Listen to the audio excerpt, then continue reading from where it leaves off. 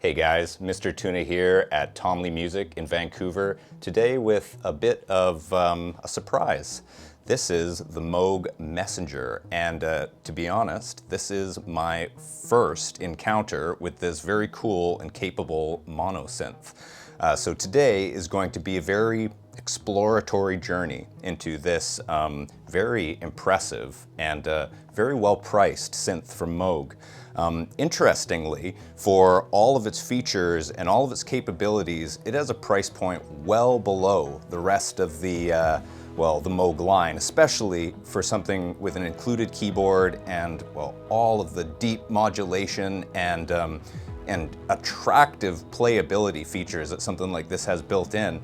I think you're going to be impressed, and I think I'm going to be pretty wowed by the sounds that we can make from this thing using a classic Moog filter, voltage-controlled oscillators, and some really deep control like aftertouch and 2 LFOs and looping envelopes. So to get started, maybe we're just going to explore a couple of sounds and see what this thing can do before we dig deep and create something new. To start, let's just pick a patch. We'll go into the patch section here and start with one of the 256 patches they have available to you on this synth. There's 16 banks of 16 patches and presets across here, giving you a very, very wide array of sounds that you can choose to save or sounds that you might peruse through exploring your next inspiration.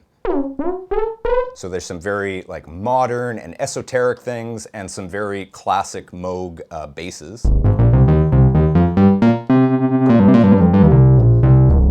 But the synth would be nothing without a proper filter, without that real classic Moog sound. And ultimately, that's what you're paying for with something like this. And to spend a little time on the filter will really show you what this thing is all about. It's the tearing, it's the interaction between the oscillators and this this classic ladder design that really evokes a retro sound and the feel of those warm 70s synths.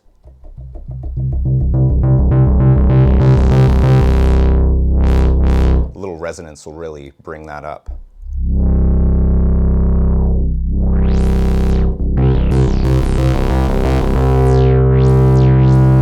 They don't just give you the classic Moog 4-pole filter, you get a 2-pole and a bandpass and a high pass. There's some really diverse sounds that you can get just experimenting with the filtering and seeing how that affects your sound. Here's the 2-pole.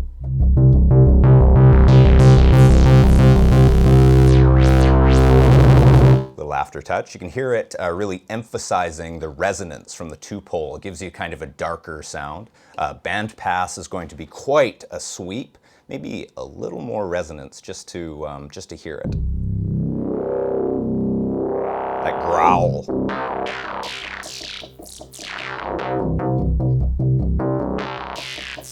So cutting out the low end, but you can really just hear it ripping all those frequencies right out of the synth and sort of leaving you with the nice high and low end mixed together. And we've got high pass.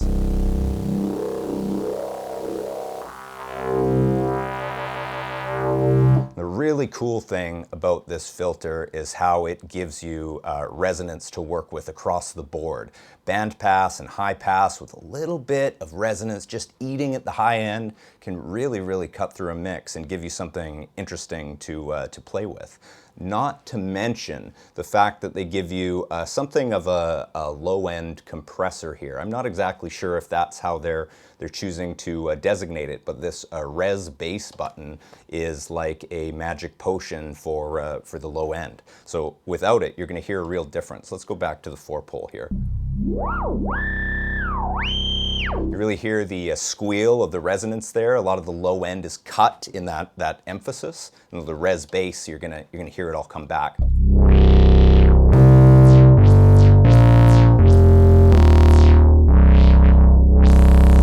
That sounds really big, and that is all just from one oscillator. Let's start with a fresh patch. They give you a button here dedicated to creating your own sounds very simply, very easily. Just hold the init button and we can get started on a fresh bass patch. There's one oscillator. And so in the mixer section here, we can bring up our extra sounds. We've got 2 voltage-controlled oscillators. And from the standpoint of an analog synth, a voltage-controlled oscillator is your most core sound.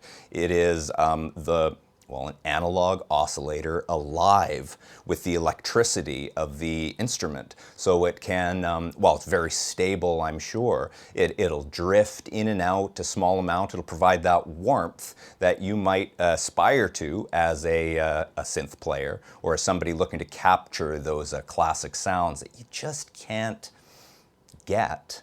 You just might not be able to be just reach those absolutes with a digitally controlled one or with digital oscillators, although they are coming a very, very long way to close the gap. Let's bring in oscillator 1 and 2, give us a much thicker sound. We'll just sort of bring oscillator 2 in here. You can hear it sort of phasing the sound in and out because they're very in tune with each other. So little detune from oscillator 2 is going to widen the sound out and make it powerful. Even lower.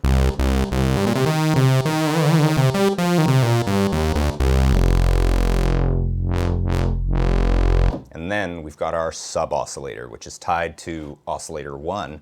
We can bring the sub-oscillator in, and it's just going to bring that low-end hump in there.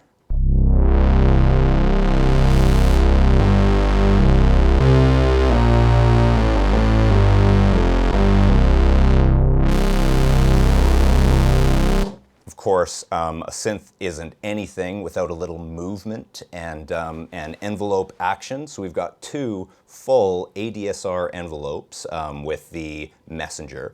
And that's going to give us a little bit to play with our filter here.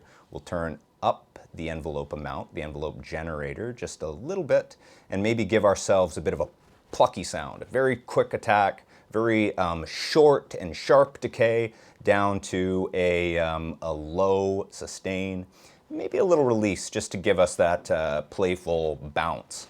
We'll add a little extra relief or release onto the amplifier here. Bring the filter down to hear that filter envelope.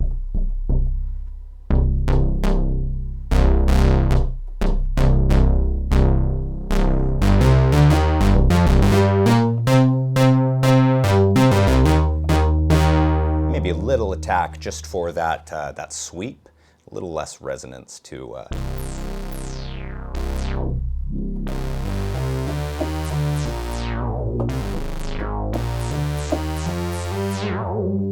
But as far as playability and modulation goes, we really want to take our expression to the next level, and that's where our LFO can be modulated or modulate a number of sources, but can be engaged with our aftertouch.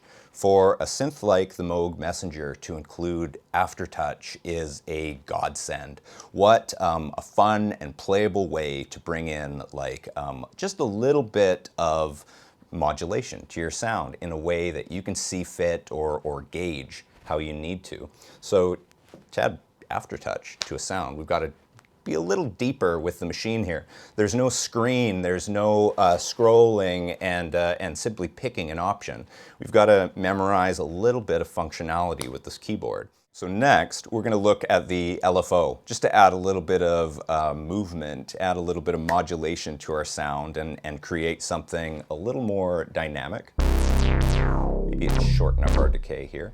So the LFO section is right along the left-hand section. We can move up and down through some preset destinations or assign directly with our LFO1 assign here, aftertouch or expression or any of those changes we could make, but we're going to keep things pretty simple today. Let's just work with cutoff and give it just a little bit of motion.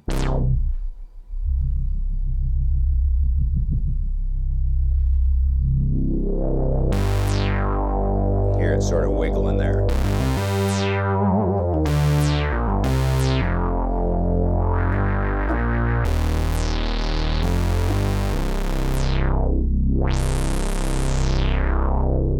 As far as movement goes, this is actually a very interesting thing the Messenger can do. Something I've never really seen before on a synthesizer. You can modulate the filter even more with Oscillator 2.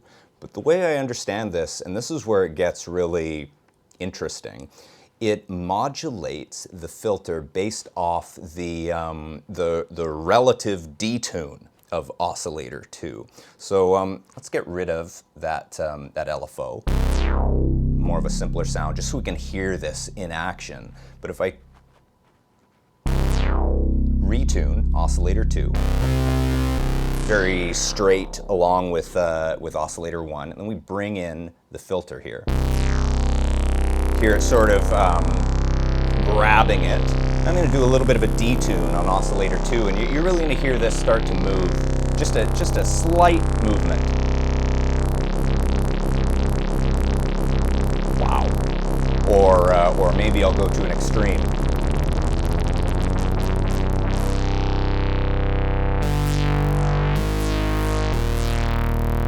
I did not know what was going to happen there.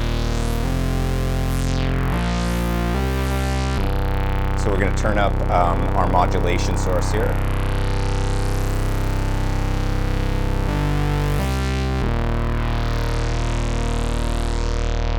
And bring it back down. All right, moment of truth.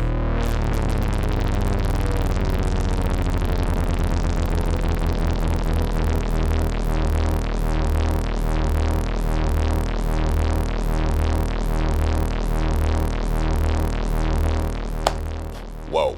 Really, really cool stuff from the Messenger. And that's not even digging into one of the wildest features that's available on the in the oscillator section here. Something I feel is much more at home on a far more expensive synthesizer, something you'd see in modulars or something very, very top tier, well beyond the price point of a synth like the Messenger.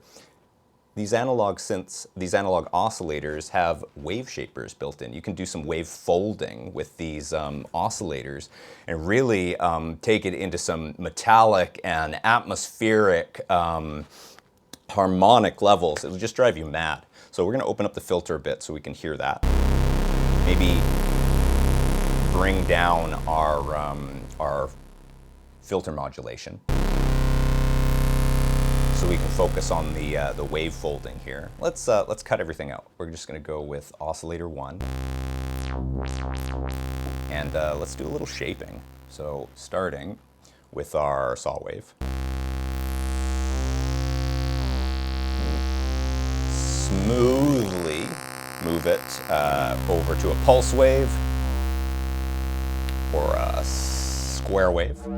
But once we start moving into the triangle side of things here is where you're going to hear the folding effect. And effectively, a wave folder takes a wave, like a triangle wave, and reflects it back on itself to create some very deep and interesting harmonics. So here we go. Oh, where are we? There we are. This triangle wave's very low. Now you can hear the harmonics.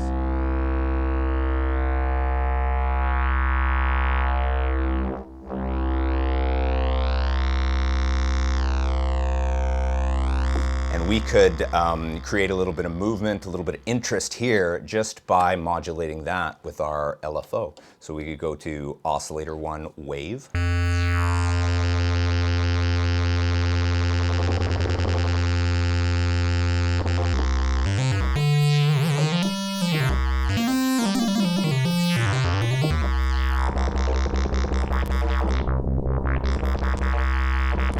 See our aftertouch working for us there. Now let's bring everything back. We're going to bring Oscillator 2 up, we're going to bring subwave up, maybe just a little noise for some crispiness. And I'm going to put this whole sound together in a way that really comes back in and out and creates movement and expression from a single monophonic patch. And synthesizer. Here's our filter, a little cutoff action.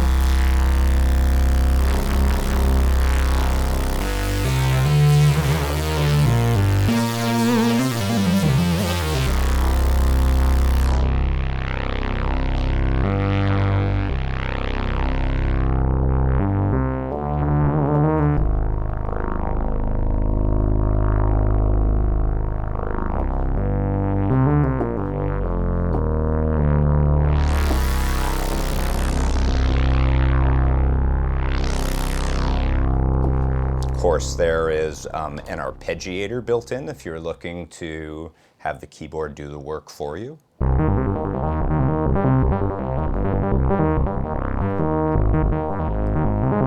this is where maybe the LFO and the cutoff with a nice slow rate is going to really make things interesting.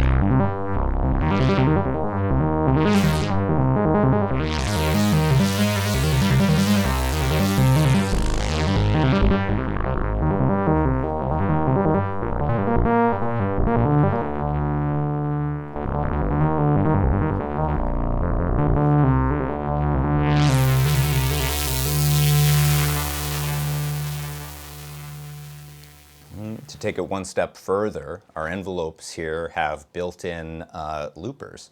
So essentially we've got 1, 2, 3, 4 different low-frequency oscillators we could use. If you choose to use the envelopes more as looping LFOs, you can create some really you can create some really unique LFOs just with the envelopes. So if we go into the amp envelope here and we loop it, we could shorten things up and create a rhythmic effect without the arpeggiator. Slow it down with a little bit of a slower decay.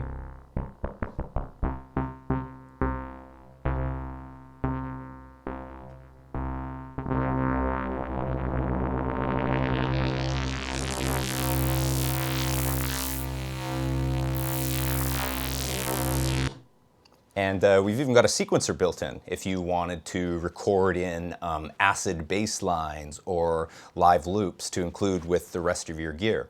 So coming back to the oscillators for a second here, because it has a couple of pretty cool classic tricks that I didn't really spend any time to show off. Of course, first we've got classic retro Cars sync. So all we've got to do is press the sync button here. Here's unsunk. And here's sunk, synced.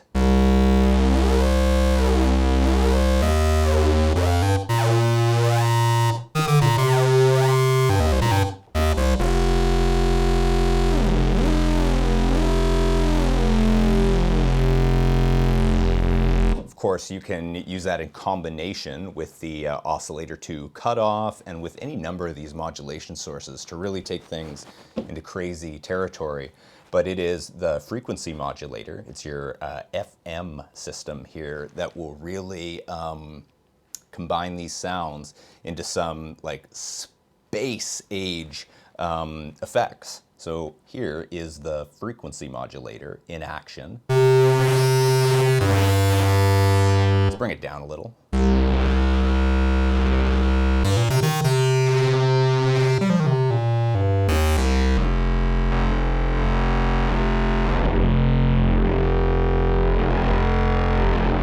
Turning sync off is actually going to make a big difference here.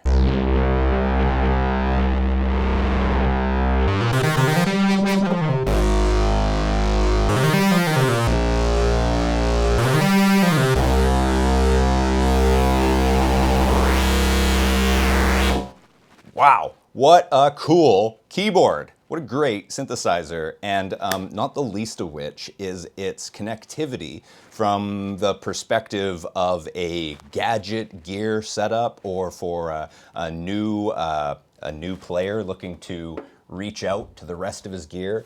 It is very well equipped with some diverse and impressive ins and outs. Not to mention our standard monophonic output here.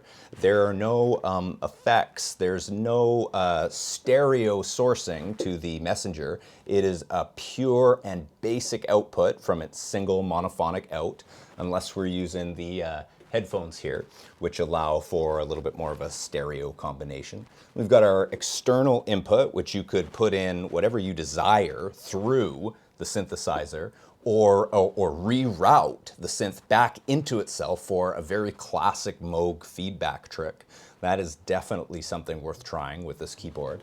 Next up, we've got some classic in and outs from the clock. So you could sync to CV gear, a Korg gear, all the classic like pulse signals with retro stuff. This will connect in a variety of ways. We've got CV and gate, in and out, so you can control this synth with your modular, with an old SH-101. You could reach out from the keyboard here and control any number of like old or new pieces of equipment. Same goes with our standard MIDI in and out. We've got a 5-pin DIN MIDI port there for connecting and synchronizing to other gear. And then finally, and this is what I love to see on a modern synthesizer, no USB-B, no printer ports, no mini USB, but a standard USB-C plug to connect to your computer or to MIDI gear or to work quickly and easily with the rest of your setup. So the Moog Messenger, as an entry-level point to the Moog universe, has all the features you'd be looking for in a truly capable monophonic synthesizer. It doesn't have endless modulation matrices or deep effects or anything more than you really need right on the surface of this thing. So from a beginner's perspective, you're not going to be overwhelmed by the options and the complexity of everything in front of you. From an experienced player's perspective, you've got the meat and potatoes here. All of the real important stuff is exactly on the surface, ready to grab and twist and torque and make your own Moog sounds from a true Moog synthesizer, built just a little more accessibly, a little lighter duty. Although I've heard some claims that the build quality is leaves you a little wanting. I would disagree. It's got a plastic body and it feels very substantial. There's actually a pretty good weight to the machine, but easy to transport, easy to gig and take wherever you choose, easy to fit in the corner of your studio and have a true voltage-controlled analog synthesizer to play and explore and just appreciate from a sound designer's point of view.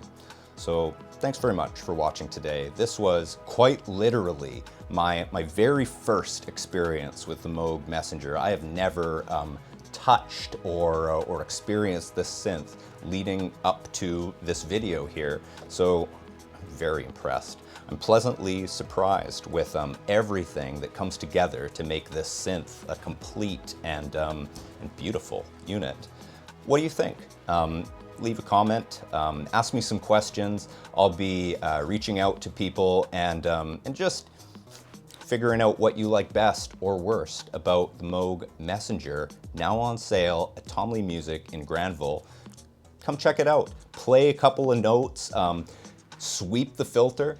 I guarantee you're going to be really impressed and you might find a reason to take one home. So thanks again. My name's Mr. Tuna.